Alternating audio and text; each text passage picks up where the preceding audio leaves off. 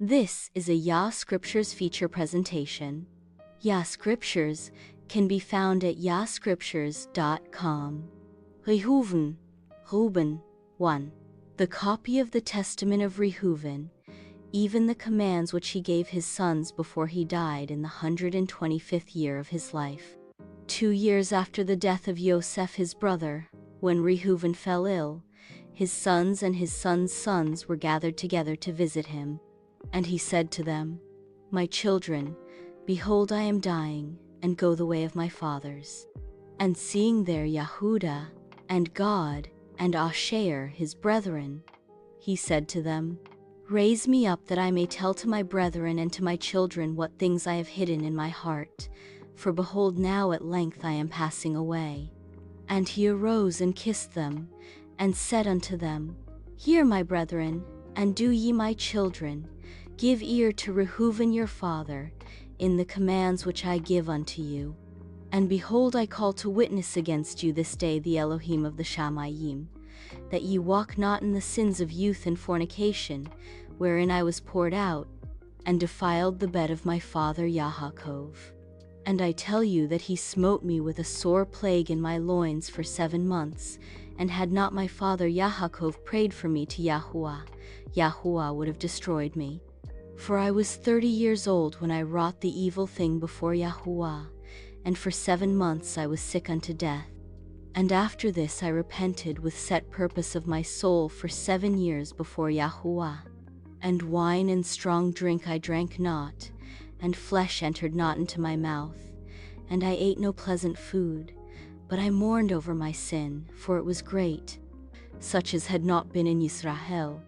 And now hear me, my children, what things I saw concerning the 7 spirits of deceit, when I repented. 7 spirits, therefore, are appointed against man, and they are the leaders in the works of youth. And 7 other ruachot are given to him at his creation, that through them should be done every work of man. The first is the ruachot of Kai, with which the constitution of man is created. The second is the sense of sight, with which ariseth desire. The third is the sense of hearing, with which cometh teaching. The fourth is the sense of smell, with which tastes are given to draw air and breath. The fifth is the power of speech, with which cometh knowledge. The sixth is the sense of taste, with which cometh the eating of meats and drinks, and by it strength is produced, for in food is the foundation of strength. The seventh is the power of procreation and sexual intercourse, with which through love of pleasure sins enter in. Wherefore it is the last in order of creation, and the first in that of youth, because it is filled with ignorance, and leadeth the youth as a blind man to a pit, and as a beast to a precipice. Besides all these, there is an 8th ruachot of sleep, with which is brought about the trance of nature and of death. With these ruachot are mingled the spirits of error. First, the spirit of fornication is seated in the nature and in the senses. The second, the spirit of insatiableness in the belly. The third, the spirit of fighting, in the liver and gall.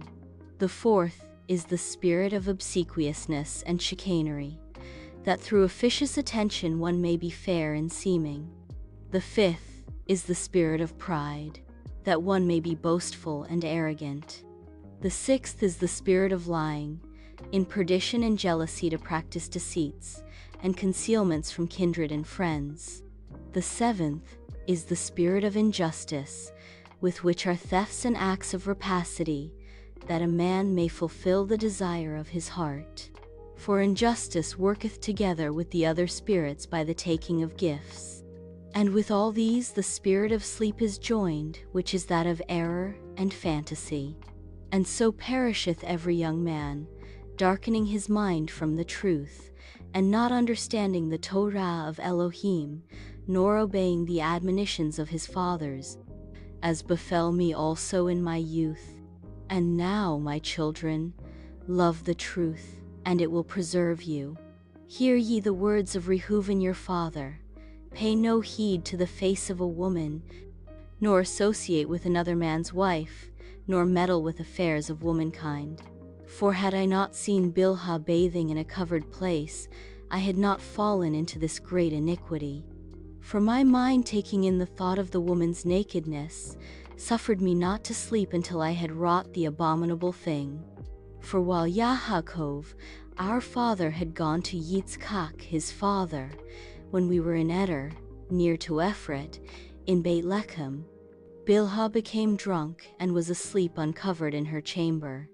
Having therefore gone in and beheld her nakedness, I wrought the impiety without her perceiving it, and leaving her sleeping departed.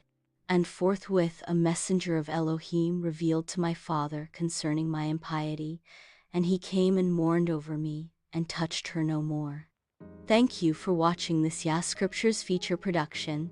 Your support helps us bring the word to those who need it most.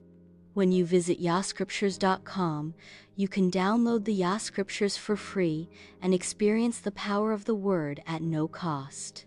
If you wish to make a lasting impact, consider purchasing a Yah Scriptures book.